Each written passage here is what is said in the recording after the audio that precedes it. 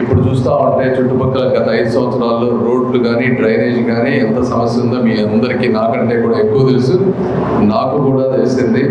ఎందుకంటే విజయవాడ నుంచి తెనాలి వస్తా అంటే అమెరికా నుంచి ఆంధ్రాకి ఫాస్ట్గా రావచ్చు, కానీ విజయవాడ నుంచి తెనాలికి మాత్రం టైం పట్టేది. సో ఆ విధంగా రోడ్లు ఉన్నాయి. వస్తే ఇక్కడికి వచ్చేటప్పుడు ఒళ్ళు ఊనం అయిపోతూ ఉంది. దీంతో చాలామంది ప్రమాదాలు బారిన పడుతున్నారు, కొంతమంది చనిపోతూ ఉన్నారు. ఇక్కడ చెప్తా ఉన్నారు, మొన్న కొల్లిపురం మండలంలో కూడా దాదాపు 30 మంది చనిపోయారంట. ఏదైతే కానీ రోడ్డు యాక్సిడెంట్లు కానీ ఇంకోటి కానీ ఏదేమిటికి చాలా బాధాకరం. ఇవి ఎందుకు జరుగుతున్నవని కూడా మీరందరూ ఆలోచించాలి. జగన్మోహన్ రెడ్డి గారు ఒక ఓట్ల రాజకీయానికి నిలదీశారు. అంటే రోడ్లు కానీ డ్రైనేజ్ కానీ వాటర్ కానీ ఇవేంటంటే వ్యక్తిగత ప్రయోజనాలు కాదు. రోడ్డు వేసారంటే ఏదో గవర్నమెంట్ వేసుకుంది, నాకు పర్సనల్గా ఉపయోగపడేది కాదు అని అనుకుంటారని చెప్పి ప్రతి ఒక్కరికి 3,000, 2,000, 5,000 ఇట్లా వేసుకుంటా పోయి ఆయన ఓట్లు కొనుక్కునే పద్ధతి ప్రకారం వెళ్ళారు. ఒకటే చెప్తా ఉన్నాను మీ అందరికీ, తెలుగుదేశం పార్టీ కానీ జనసేన కానీ ఎవరైనా కూడా ఏ ప్రభుత్వాలైనా ఇదే విధంగా ప్రతి ఒక్కళ్ళు ఆలోచిస్తే మనుషులకు తిరగటానికి రోడ్లు ఉండవు, తాగటానికి నీళ్లుండవు, పీల్చడానికి గాలి కూడా ఉండదు. కాబట్టి మీరు అందరూ అర్థం చేసుకోండి. తెలుగుదేశం పార్టీ కానీ జనసేన కానీ మేమందరం ఒక మౌలిక సదుపాయాలు, మనిషికి కావాల్సినటువంటి ముఖ్యమైనవన్నీ చేయాల్సిన అవసరం ఉంది. అది తప్పకుండా చేస్తాం. అవి రోడ్లు కానీ ఏమన్నా కానీ డ్రైనేజ్ కానీ వాటర్ కానీ. అదేవిధంగా ఇప్పుడు ఆటో యూనియన్కి స్పెసిఫిక్గా తీసుకుంటే చెప్తా ఉన్నారు, జనరల్గా ఎనీ బిజినెస్, నేను బిజినెస్ మ్యానే కాబట్టి ఏ వ్యక్తి అయినా బిజినెస్ చేసుకునే వ్యక్తి ఏం కోరుకుంటారు? అవినీతి లేకుండా ఉండాలని కోరుకుంటారు.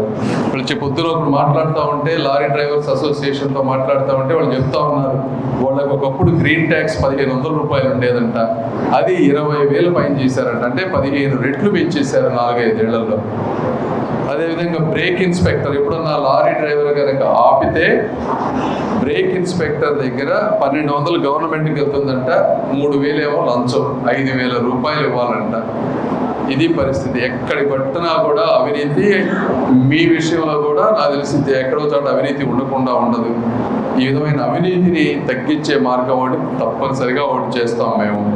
రెండోది, ఇది డెవలప్ చేయాలంటే స్కిల్ డెవలప్మెంట్. మీరు అన్నట్టు ఆటో ఇండస్ట్రీస్ అన్నీ ఫాస్ట్గా ఎవాల్వ్ అవుతున్నాయి, టెక్నాలజీ మారిపోతూ ఉంది.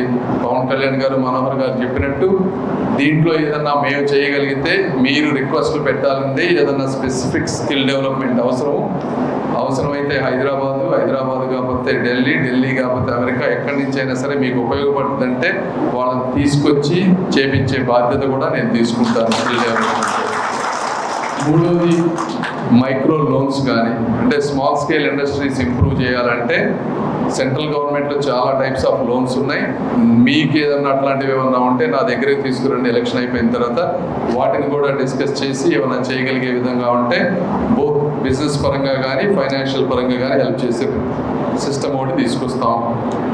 ఇవన్నీ కాకుండా కూడా ఓవరాల్గా కమ్యూనిటీ కానీ, ఒక పార్క్స్ కానీ, ఒక హెల్తీ లివింగ్ ఉండాలి అంటే ఒక నగరం ఎలా ఉండాలనే దానికి మనోహర్ గారు నేను కూర్చొని ప్రణాళికాబద్ధంగా వచ్చే 5 సంవత్సరాల్లో చాలా కష్టపడి అవినీతి లేకుండా చేస్తామని మీ అందరికీ తెలియజేసుకుంటూ, మీ అందరికి అందుబాటులో ఎప్పుడు ఉంటానని తెలుపుకుంటూ సెలవు తీసుకుంటాను. Thank you.